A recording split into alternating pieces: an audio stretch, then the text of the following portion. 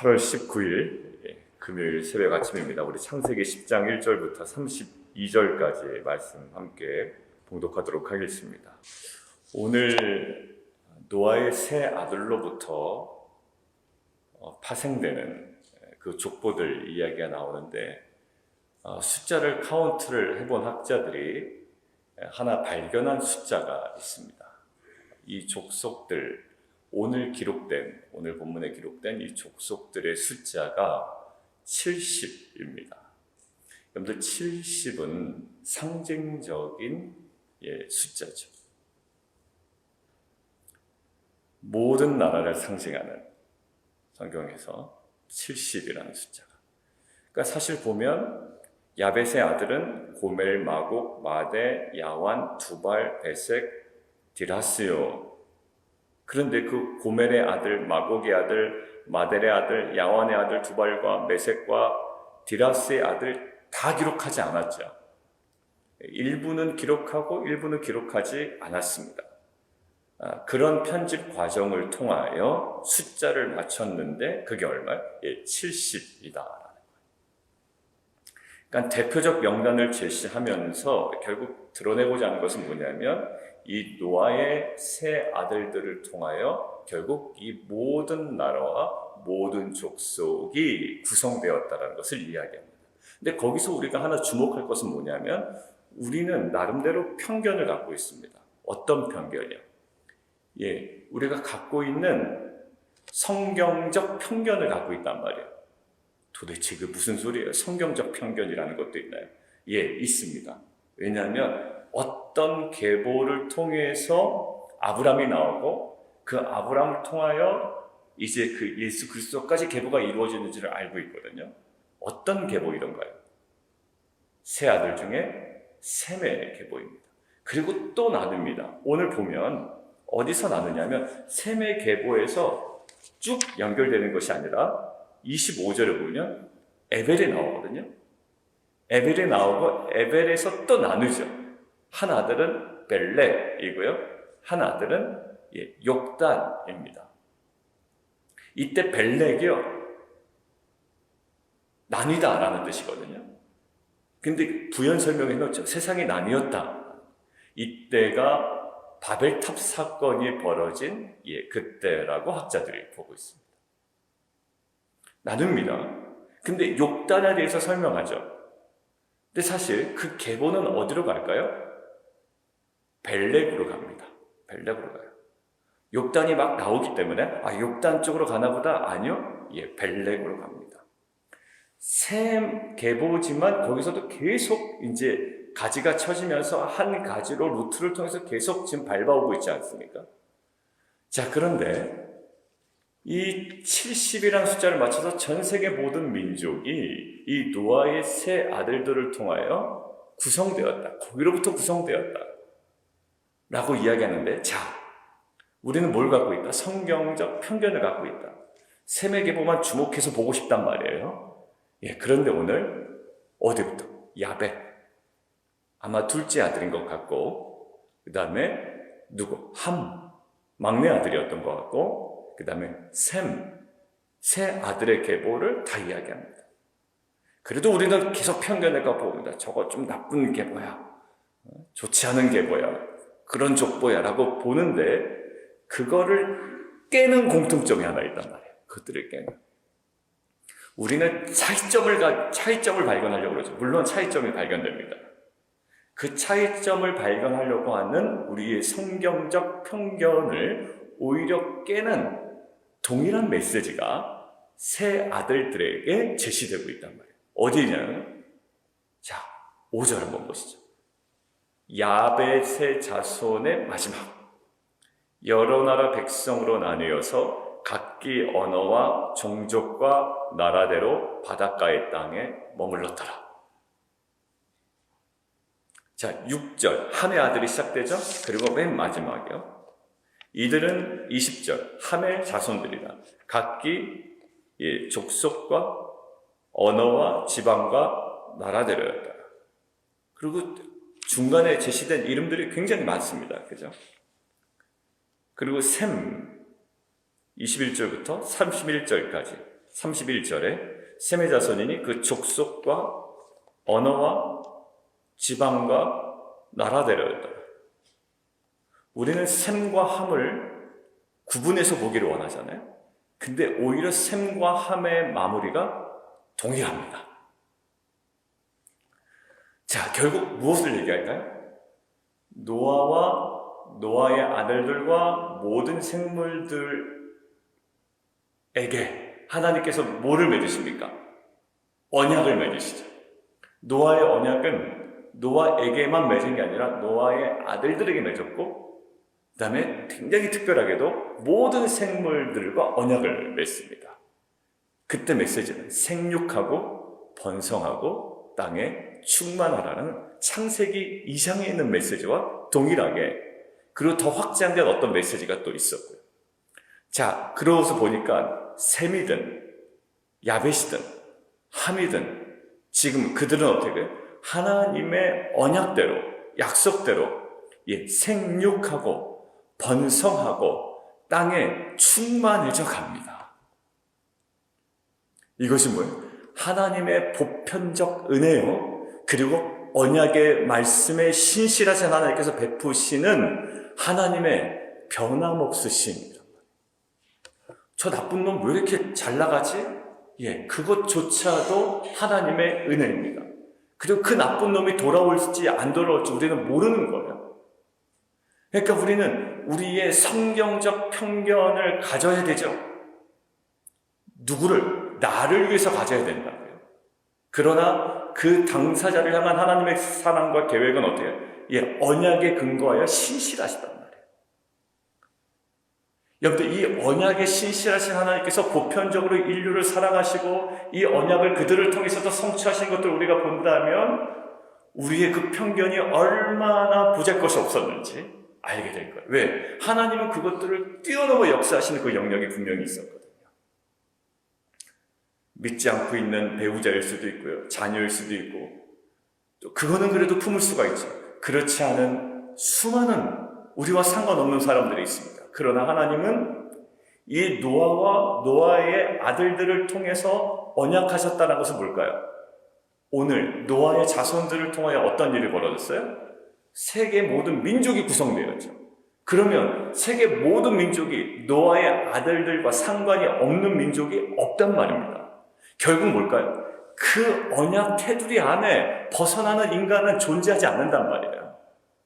그들은 여전히 생육하고 번성하고 땅에 충만할 것이고, 결국 아브라함에게 약속했던 거, 내가 너를 지목하긴 하지만 내가 너를 통하여 온 민족이 너를 통하여 무엇을?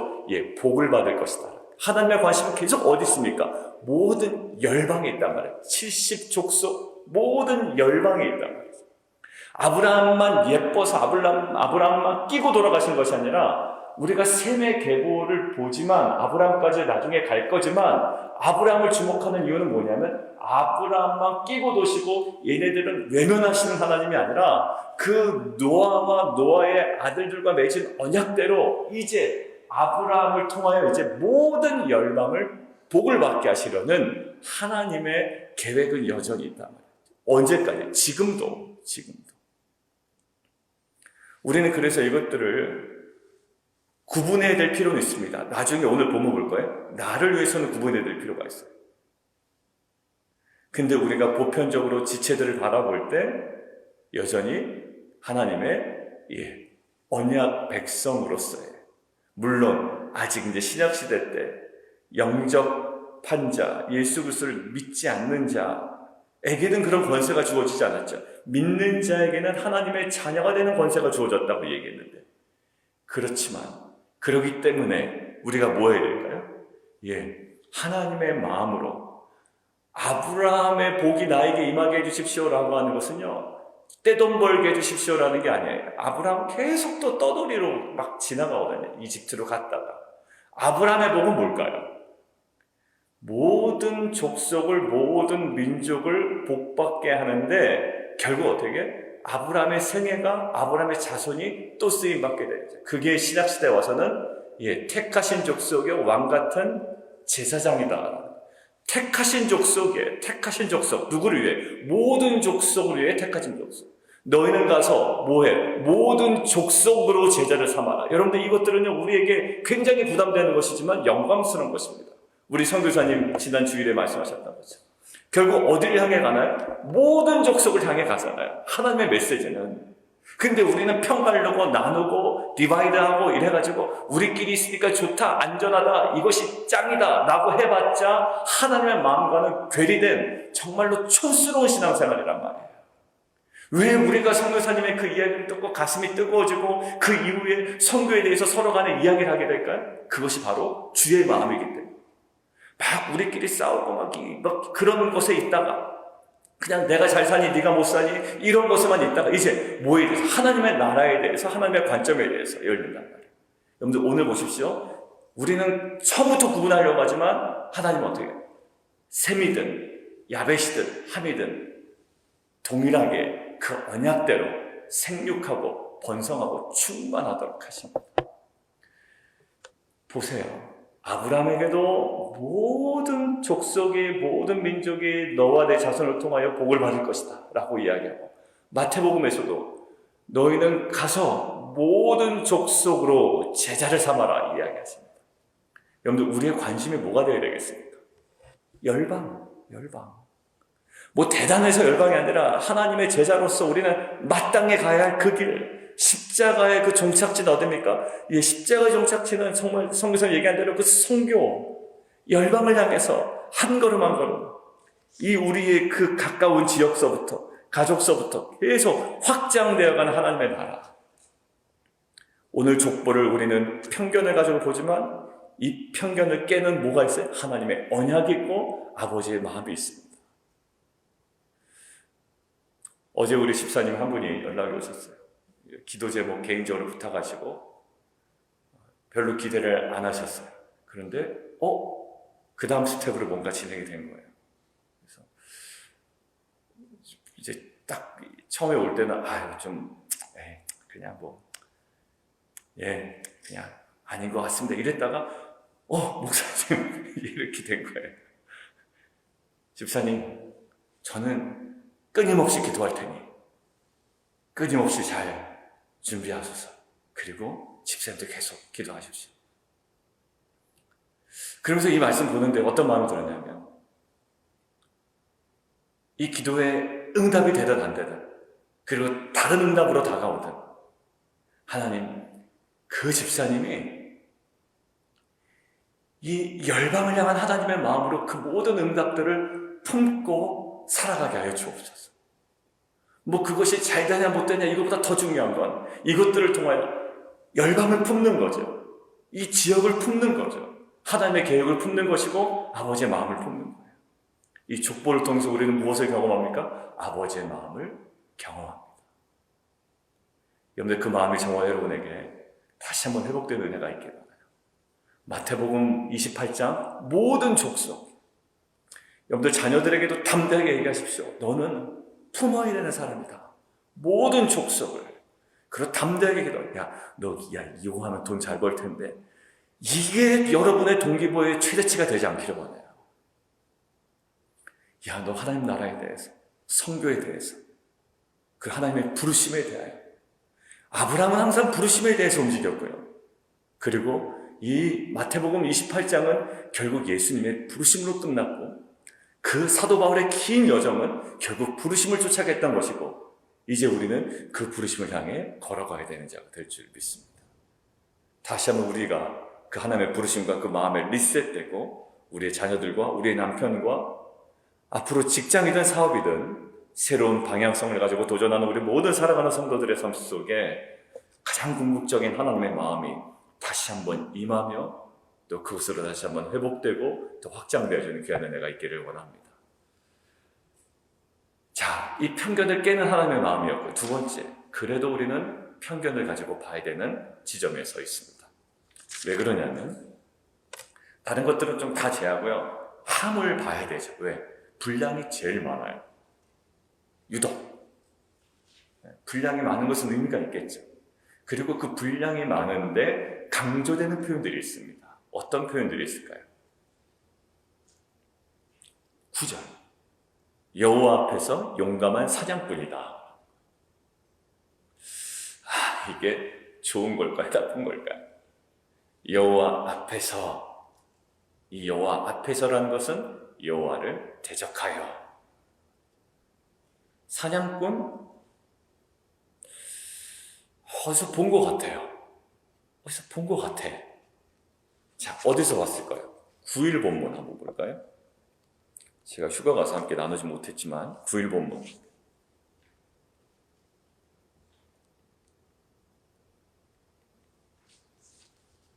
가인의 계보가 쭉 나오죠.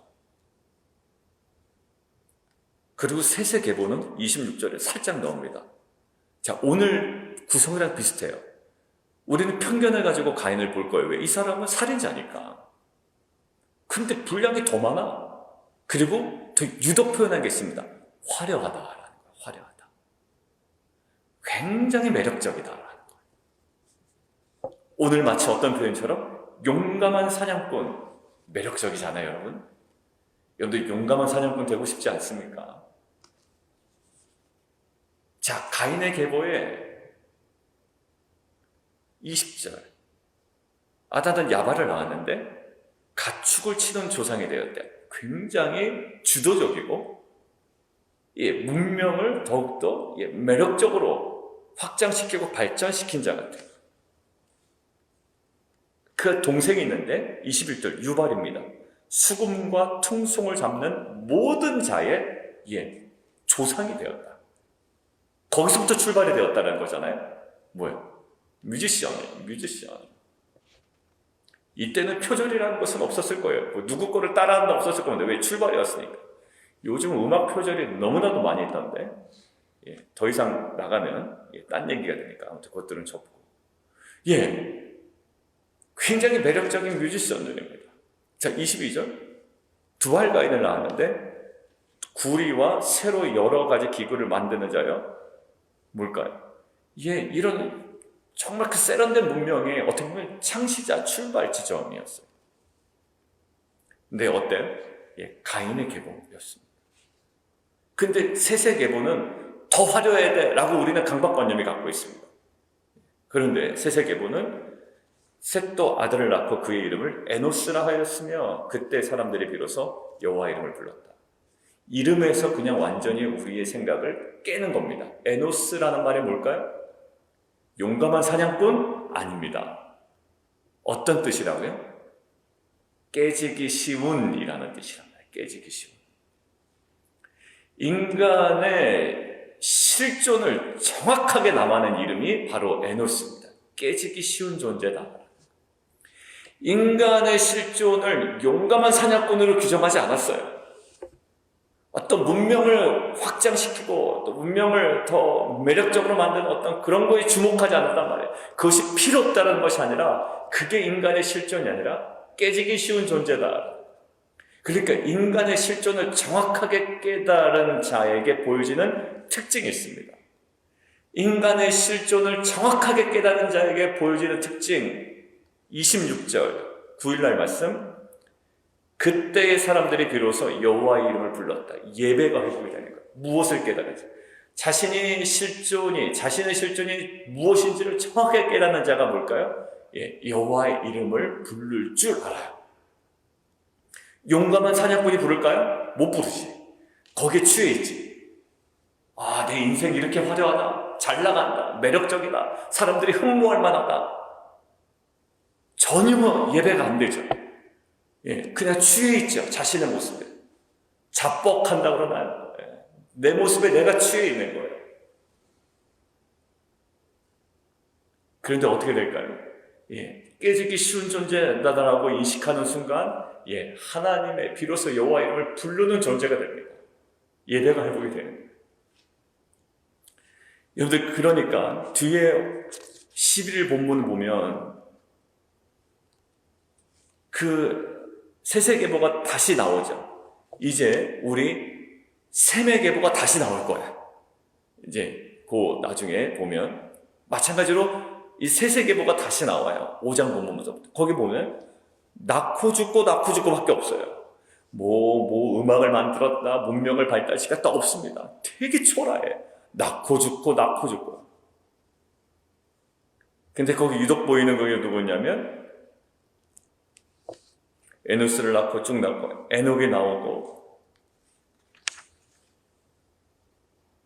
하나님과 동행하며 자녀들을 낳았다. 최대치가 뭐냐니까 하나님과 동행하고 자녀를 낳았다. 근데 성경은 어디에 더 힘을 실어줍니까? 하나님과 동행하고 자녀 낳고 그냥 죽고 어떻게 보면 굉장히 볼품없는 인생에 자신의 연약함을 고백하며 실존을 인식하고 여호와 이름을 부르고 여호와와 동행하는 그 삶을 더욱더 복되다 아시죠? 여러분들 제가 2주 전인가요? 지난주에 토요일날 말씀 나눈 것입니다. 한 번 사는 인생 어떻게 살 거냐? 세상 사람들은 뭐라 그러죠? 한 번 사는 인생인데 어떻게 해요? 멋들어지게 살자는 건가요? 멋들어지게 살자. 그런데 우리가 아는 게 딱 그거 아니에요? 세상 사람들 메시지가 그거 아닙니까? 한 번 사는데 뭐 이렇게 구질구질하게 살아? 이렇게 얘기하는 거 아닐까? 완전 세상 메시지 아닙니까? 그래서 예수님에게 자극했던 게 뭐냐? 야, 너 한 번 사역하는데 절해봐. 권세 주어주고 돌을 떡으로 만들어봐. 얼마나 그 명성이 많아지겠어. 그걸로 사역하면 얼마나 좋겠어. 근데 예수님의 사역 방식은 항상 끝까지 뭐였습니까? 십자가였어요. 구질구질해 보이는 십자가였다. 유대인에게는 미련해 보이고, 유대인에게는 거리껴 보이고, 이방인에게는 미련해 보이는 그 십자가 방식. 그리고 이사야에서 예수님을 뭐라고 나타낼까? 흠모할 만한 것이 아무것도 없어 보인다고 이야기하잖아요. 여러분, 우리가 가는 길을 사람들이 흠모한다라고 할 때 다시 한번 정신을 바짝 차려야 됩니다. 저번에 저희 그 에쿠스 형님, 그 중창단, 그 1기 선배님이 오셨지 않습니까? 예배 드리고, 캐나다에 이제 가족들이 있어서, 캐나다 가족들, 우리, 이제 기록이에요. 그래서 이제 만나고, 이제 버지니아에 예전에 이제 예전 교회 공동체 지체들이 또 여기서 신앙생활하고 계신 분들이 있어서 만날 겸 관광할 겸 이제 오셨다가 예배를 드리고 하셨는데, 그분이 저를 보자마자 하시는 말씀이, 목회자는 흠모할 만한 것이 없어야 되는데, 이 얘기를 하시더라고요. 더 이상 이제 어떤 얘기도 하지 않으셨습니다. 목회자는 흠모할 만한 것이 없어야 되는데, 거긴 뭘까요? 앞에 분명한 괄호가 있을 겁니다. 세상적으로 흠모할 만한 것이 강조되어서는 안 된다. 제가 자랑하는 게 세상적으로 충분히 자랑할 수 있는 것들을 자랑하고 있다면 그게 뭔가 맞지 않겠죠. 여러분들 오늘 보십시오. 다시 오늘 본문으로 들어가죠. 오늘 보면 뭘까요? 용감한 사냥꾼. 근데 이름이 뭐라고요? 니무롯이래요. 세상의 첫 용사래요. 첫 용사. 굉장히 매력적이다. 그런데 니무롯의 뜻이 8절에 나오죠. 밑에 반역자 또는 대적자. 그러니까 하나님 앞에서가 하나님을 대적하래요. 첫 용사이기 때문에 굉장히 매력적이었을 겁니다. 그 사람 중심으로 모였을 거 사람들이. 잘 보이려고, 줄 서려고, 권력자 앞에 막 줄 서는 것처럼. 그런데 함의 계보였고요. 단순히 함의 계보가 아니라 결국 거기에 대해서 성경은 점수를 막 주지 않아요. 함의 계보가 또 눈에 들어오는 게 뭐가 있을까요? 눈에 들어오는 하나 딱 있었습니다. 12절. 니느웨와 갈라사를 건설하였으니 이는 큰 성읍이다. 건설하였는데 큰 성읍을 건설했어요. 여러분들 매력적입니까? 매력적이죠. 아마 떴다방 떴을 거예요. 부동산. 건설하였는데 큰 성읍이에요. 근데 또 그 계보가 하나가 또 들어오는 거예요. 그 가인의 계보. 가인의 계보. 9일 본문을 보실까요? 9일 본문. 죄송합니다. 오늘 왔다 갔다 해서. 자, 4장 17절. 9일. 아내와 동침하며 그가 임신하여 에녹을 낳죠. 그 에녹은 이름은 똑같지만 전혀 다른 에녹이에요. 가인이 성을 쌓고 그의 아들의 이름으로 성을 이름하여 에녹이에요. 자기 아들 이름 딱 걸어놓고 성을 건설합니다. 나중에 뭐가 나오죠? 바벨탑을 건설하죠. 여기 뭘까요? 건설합니다. 근데 큰 성읍입니다. 매력적인가요? 아니요. 성경은 여전히 이것에 대해서 물음표를 우리에게 계속 던지고 있습니다. 15절. 가나안, 그 가나안입니다. 여부스 족속, 아모리 족속, 기르가스 족속, 히위 족속, 거기 나오는 가나안의 7 족속 이름들이 쭉 나오는 거예요.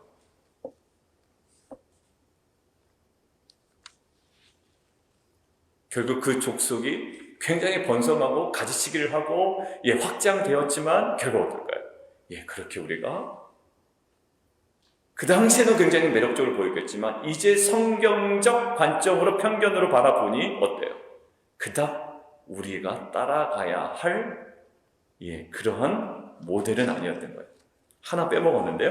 14절 그 앞에 보면 눈에 딱 들어오는 게 있죠. 다 모르겠는데 하나 눈에 들어오는 게 있어요. 블레셋. 페르시아 지역에 거주하고 있었던 굉장히 강한 문명, 이스라엘 민족을 아주 괴롭혔던, 굉장히 힘이 셌던, 강력했던 국가. 근데 지금 어디에? 하늘 계보 쪽으로 들어가 있습니다.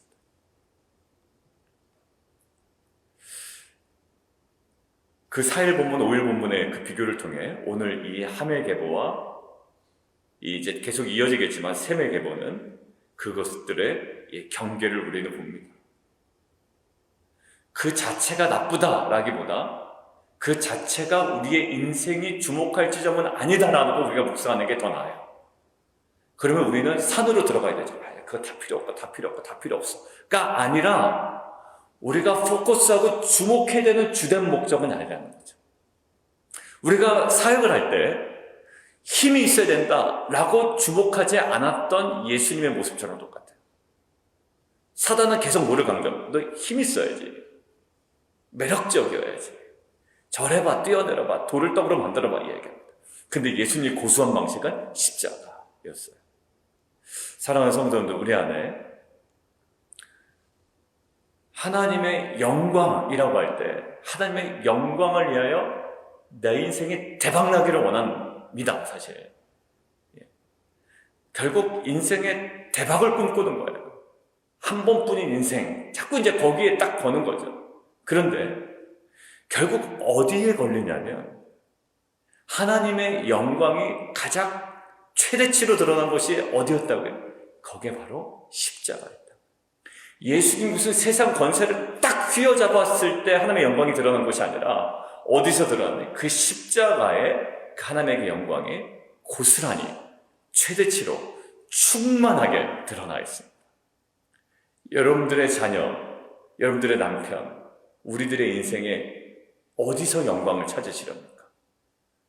나의 성공이 아니라 때로는 사도 바울처럼, 베드로처럼, 또 지금 수많은 믿음의 조상들처럼 그들의 실패가 있을지라도 그 십자가의 갇힘과 막힘 속에 여전히 그 영광이 자리 잡고 있음을, 거기서 역사하고 있음을 잊지 않기로.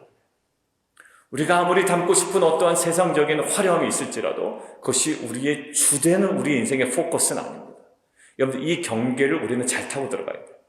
자녀들을 품고 기도할 때 항상 어디야? 잘 됐으면 좋겠잖아요. 잘 됐으면. 그 잘 됐으면 좋겠다라는 그 잘이라는 개념을 우리는 더욱더 명확히 해야 됩니다. 정말 잘 돼야 됩니다. 잘 되지 않으면 안 돼요. 근데 정말 잘 돼야 되는 거예요. 근데 그 잘이 뭐냐? 라고 했을 때 하나님께서 우리에게 계속 던져주시는 메시지가 있을 겁니다. 뭐는 함에게, 그리고 그 가인의 계보에서 보이는 무작정 그런 모습은 아니라는 거예요. 그리고 얘기했죠? 한 번뿐인 인생, 우리의 욕망을 자극하는 인생에 보존하시는 것이 아니라 그 부르심과 거룩함에 우리가 함께 그 보조에 맞춰 나가는, 그리고 믿음으로 그 길을 함께 걸어 나가는 저와 여러분이 되기를 주님의 이름으로 축원합니다. 우리 함께 기도하며 나가도록 하겠습니다. 첫 번째 내용은 편견을 깨야 되는 내용이었고요. 두 번째는 어느 정도의 편견을 바라보고 잘 봐야 되는 것. 편견을 보지 않으면 무작정 따라갑니다. 야, 이거 너무 좋다, 좋아 보인다 라고 하지만 사실 그 안에 담겨있는 모습들이 있죠. 우리 안에 이 두 가지, 하나님, 셈, 야벳, 그리고 함, 이 자손들, 우리는 나름 편견을 가지고 보지만 하나님께서는 동일하게 생육하고 번성하고 땅에 충만하라고 말씀하십니다. 그리고 아브라함에게도 내가 너를 불렀다라고 이야기하실 때 내가 너만 이뻐할 거야가 아니라 너와 내 자손을 통하여 모든 나라와 족속이 모든 민족이 복을 받게 하겠다. 그때부터 하나님의 마음은 모든 족속에 가 있는 거예요. 그리고 마태복음 28장에도 너희는 가서 모든 족속으로 제자를 삼아라. 하나님의 마음이 거기 있습니다. 하나님 그 마음이, 하나님의 그 계획이, 그 하나님의 그 부르심에 우리가 정말 하나님 거룩하게 또 믿음으로 반응해 나가는 공동체 되게 도와주시고, 그리고 우리가 내면으로서는 우리가 사실 살펴야 됩니다. 우리가 하나의 계보의 그 매력적인 것에 몰두해 있다면 이제는 그렇지 않음을 선언하고 마치 그 셋의 계보처럼 5장에 나오는 것, 자신의 실존을 정확하게 인식하고 깨어지기 쉬운 존재임을 고백하며 하나님을 이름을 부르고 예배하며 하나님과 동행하는 정말 그 거룩한 삶, 그 영광스러운 삶을 향해 걸어가는 귀한 공동체에게 도와주십시오. 우리 함께 기도하며 함께 나가도록 하겠습니다.